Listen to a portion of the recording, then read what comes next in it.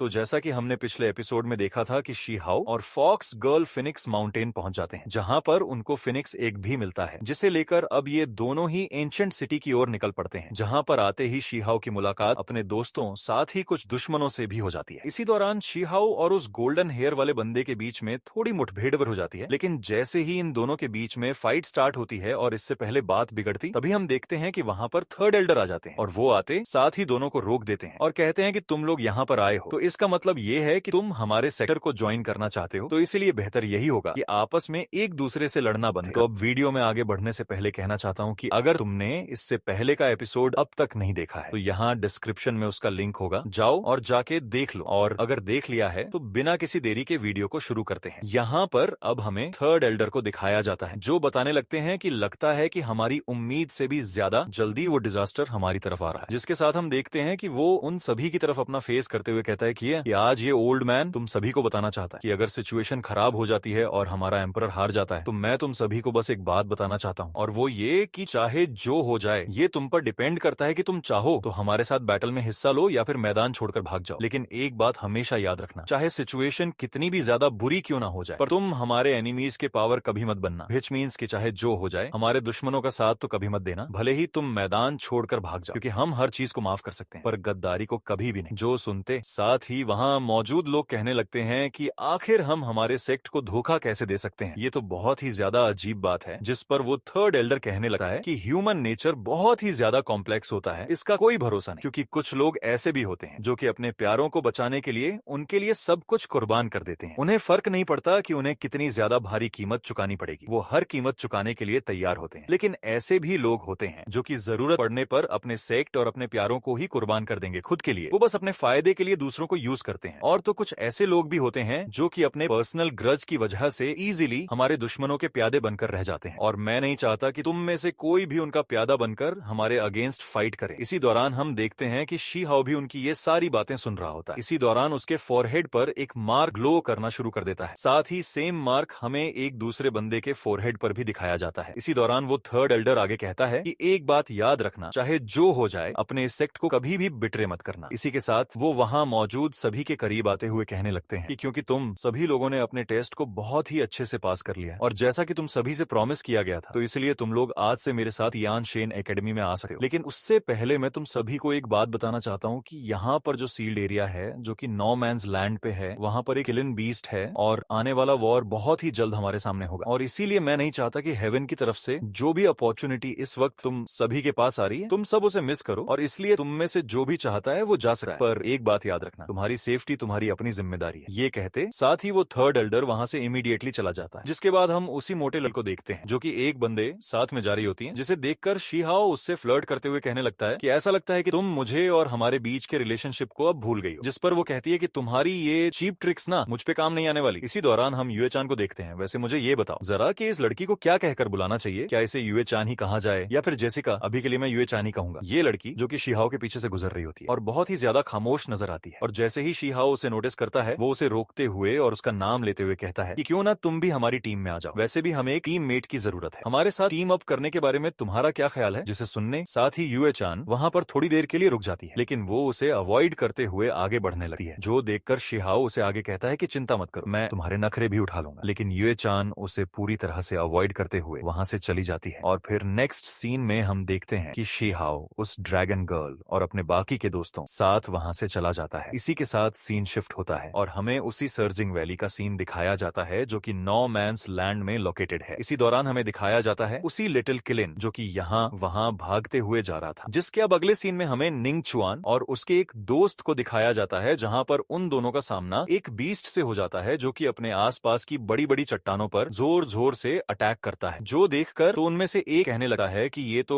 एक supreme carcass है, ये जगह सच में बहुत ही ज्यादा इविल एनर्जी से भरी हुई है। जिसके बाद हम देखते हैं कि वो जाइंट ऑफ मॉन्स्टर फिगर वहां से दूर जाने लगता है। इसी दौरान निंग चुआन उस बंदे से कहने लगता है कि हमें हमारा हर एक स्टेप बहुत ही सोच समझ कर लेना होगा, क्योंकि एक गलत स्टेप और हम पूरी तरीके से बर्बाद हो जाएंगे। जो कहते हुए वो यहाँ से जाने लगते हैं, जहां पर वो दूसरा बंदा कहता है, ब्रदर निंग, आपने जो जगह हमें बताई है कि वो लेजेंडरी किलिन हमें वहां पर मिल सकता है, वो कभी भी गलत तो नहीं होगी। जिस पे ब्रदर निंग चुआन बताने लगता है कि वो होली जगह जहां पर मेरी पैदाइश हुई थी, तो वो जगह भी बिल्कुल उसी की तरह सिमिलर है जहां पर वो लेजेंडरी किलिन ब्लेस्ड हुआ था। उसी के साथ वो अपनी कहानी को सुनाते हुए कहता कहता है कि मैं जब पैदा हुआ था तो मैं गॉड्स की प्रोटेक्शन साथ पैदा हुआ था, और जब मैं पैदा हुआ था बहुत ही ज्यादा छोटा था, तो मेरे फोरहेड पर कोई भी ड्रैगन पैटर्न नहीं था और ना ही कोई किलिन पैटर्न। जिसके बाद वो आगे कहने लगता है कि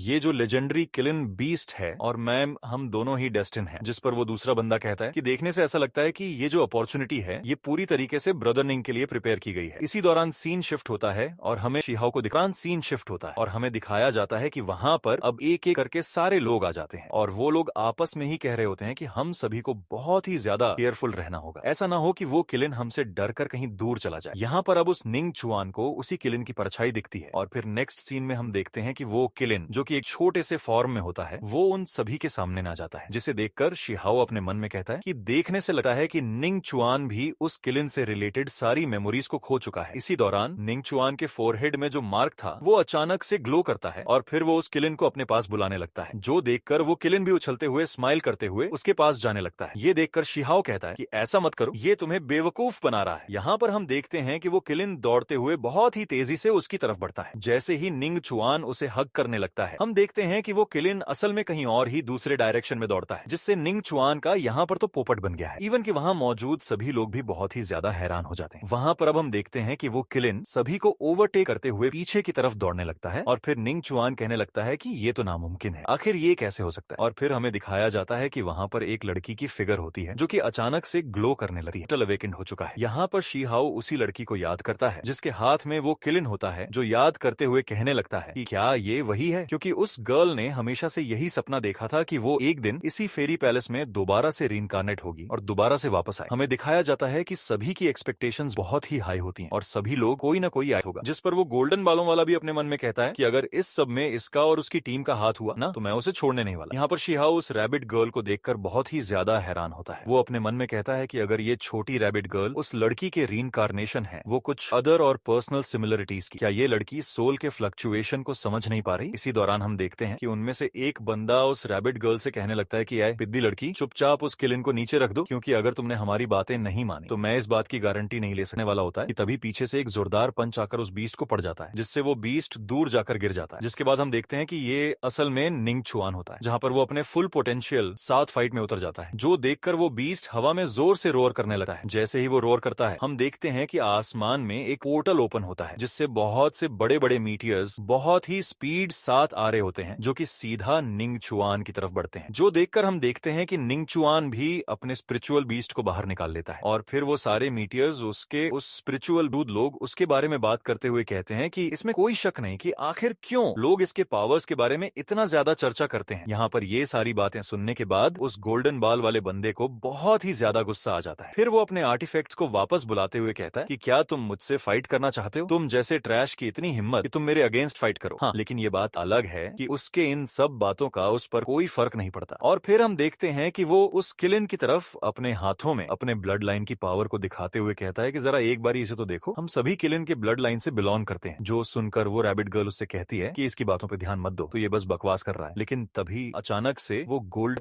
कि तुम्हारी हिम्मत कैसे हुई कि तुम मेरे रास्ते में आओ। जिस पर शिहाओ अपनी पावर को एक्टिवेट करते हुए कहता है कि आखिर तुम्हें क्यों लगा कि ये चीज तुम्हारी है, क्या इस पर तुम्हारा नाम वगैरह लिखा है? ये कहते साथ ही वो उन दोनों पर एक जोरदार अटैक कर देता है और उस पावर का इम्पैक्ट इस हद तक पावरफुल होता है कि वहां मौजूद आसपास के सभी लोग पीछे तक खिसके हुए चले जाते हैं। जिसके बाद शिहाओ कहने लगता है कि अपनी आंखें खोलो और देखो, इस किलिन ने ऑलरेडी अपने मास्टर को चुन लिया है और अगर दम है तो इसे लेके दिखाओ। इसी के साथ ही हम देखते हैं कि उसके पीछे जो स्पिरिचुअल ट्री थी वो भी गायब हो जाती है, जिस पर वो गोल्डन बाल वाला शिहाओ से कहता है कि तुम्हें पता है ना कि जो तियानशेन एकेडमी है इससे हमारे बहुत ही अच्छे रिलेशनशिप है और अगर आज तुम मुझसे दुश्मनी मोल लेने की सोचते हो ना तो फ्यूचर में तुम्हें भारी कीमत चुकानी पड़ेगी। जिसे सुनते साथ ही शिहाओ को बहुत ही ज्यादा गुस्सा आ जाता है और वो गुस्से साथ अपने पैर को जमीन पर पटकते हुए कहता है कि तुम्हारी इतनी हिम्मत कि तुम मुझे धमकाओ। इसी दौरान हम देखते हैं कि उन लोगों के बाकी के टीम मेंबर्स भी उनके पास आकर खड़े हो जाते हैं, जो देखकर शिहाओ के टीम मेंबर्स भी इसके पास आकर खड़े हो जाते हैं और यूए चान यहाँ चुपचाप खड़ी होकर सिर्फ उनका मुंह देखती है। जिसके बाद वो गोल्डन बाल वाला बंदा वहां पर अपने हैंड साइन को बनाने के बाद एक हेवनली सीक्रेट वेपन को बाहर निकालता है, जिससे हम देखते हैं कि वो स्पीयर अचानक से मल्टीपल स्पीयर्स में बदल जाते हैं और वो एक सर्कल का फॉर्म ले लेते हैं। जिसके बाद वो कहता है कि अगर आज तुमने मेरी बात नहीं मानी ना तो अब जो तुम्हारे साथ होने वाला है उसके अंजाम तुम खुद दोगे। ये कहते साथ ही वो उन सारे स्पीयर्स को उसी पर थ्रो कर देता है, जिससे शिहाओ इधर उधर भागते हुए डोज करने की कोशिश करता है और एक एंड तक जाकर वो रुक जाता है। जिसके बाद वो एक शील्ड शील्ड को और फिर उसके ऑर्डर पाते हैं। हम देखते हैं कि वो जाइंट सा स्टैचू शीहाओ को अपने हाथ से मसलने के लिए आगे बढ़ता है, जिससे हम देखते हैं कि शीहाओ भी उस पर एक जोरदार पंच से अटैक करने के लिए रेडी हो जाता है। और जैसे इस लड़के ने इतना पावरफुल हिट बस अपने बेयर हैंड से ही रोक लिया। इसी दौरान शीहाओ नोटिस करता है कि इस जाइंट स्टैचू के अंदर बहुत सा फेरी गोल्ड हिडन है, और जो कि मेरे इमोर्टल स्वॉर्ड को रिफाइन करने के लिए बहुत ही अच्छा है। यहाँ पर अब हम देखते हैं कि शीहाओ अपने उस इमोर्टल स्वॉर्ड को बाहर निकाल लेता है, और उस इमोर्टल स्वॉर्ड के अंदर से उसकी स्वॉर्ड स्पिरिट को बाहर निकाल लेता है, जो आसपास की फेरी गोल्ड एनर्जीज को अपने अंदर अब्सॉर्ब करना शुरू कर देता है। जो देखकर वो गोल्डन बालों वाला बंदा कहने लगता है कि तुम ऐसा नहीं कर सकते, और फिर वो अपने जाइंट स्टैचू से एक और अटैक शीहाओ पर कर देता है। लेकिन एंड मौके पर शीहाओ अपनी शील्ड को एक्टिवेट कर देता है, जिससे उसका अटैक पूरी तरीके से नाकाम हो जाता है। और फिर शीहाओ उससे कहने लगता है कि एक बार मैं खाना शुरू कर दूं नो तो मैं रुकने का नाम नहीं लेता। ये सुनने के बाद वो बंदा एक और पावरफुल पंच अटैक शीहाओ पे कर देता है, जो देखकर शीहाओ भी एक फाइनल पंच अटैक साथ उसके उस जाइंट स्टैचू को धराशायी कर देता है, और फिर उस बंदे का वो स्पीयर वापस से उसके नॉर्मल फॉर्म में आ जाता है। इसी के साथ ही शीहाओ के पास उसकी स्वॉर्ड भी आ जाती है, और वो उससे कहने लगता है कि आइंदा कभी भी किसी को बुली करने से पहले 10 बार तो सोच ही लेना। इसी दौरान निंग चुआन भी उस किलिन को चुराने की कोशिश करता है, लेकिन शीहाओ उसे भी दूर फेंक देता है, जो देखकर निंग चुआन भी अब शीहाओ से फाइट करने के लिए अपने बीस्ट को बाहर निकाल लेता है। ये देखकर शीहाओ भी नहीं रुका, और वो भी अपने बीस्ट को बाहर निकालने ही वाला होता है कि तभी वहां पर एक आवाज आती है जो कि उन दोनों से कहती है कि रुक जाओ, जो कि उसी थर्ड एल्डर की होती है। जिस पर शीहाओ कहने लगता है कि आखिर हम क्यों रुके? एल्डर, क्या आपको नजर नहीं आ रहा कि ये लोग सरासर यहाँ पे नाइंसाफी कर रहे हैं? जिस पर वो एल्डर कहता है कि ये मैटर यहीं पर खत्म होता है। लेकिन शीहाओ नहीं रुकता, वो उससे दोबारा से कहता है कि आप हमेशा सबको कवर क्यों करते रहते हो? जिस पर वो एल्डर कहते हैं कि तुम फ्यूचर में सब कुछ जान जाओगे। शीहाओ बहुत कुछ कहना तो चाहता था, लेकिन वो वहां पर चुप हो जाता है। इसी दौरान वो एल्डर कहता है कि इस लेजेंडरी किलिन ने फाइनली अपने मास्टर को चुन लिया है, और अब मैं चाहता हूं कि तुम सभी लोग मुझे फॉलो करो और सेक्ट में वापस आ जाओ। इसी के साथ हम देखते हैं कि वो सभी लोग वापस से टेलीपोर्ट होकर तियान शेन एकेडमी में पहुंच जाते हैं, जहां पर वो एल्डर कहता है कि मैं उम्मीद करता हूं कि तुम लोगों ने आज की मिली हुई इस अपॉर्चुनिटी से बहुत ज्यादा एक्सपीरियंस गेन किया होगा। जिसके साथ ही ये वाला एपिसोड यहीं पर ही खत्म होता है।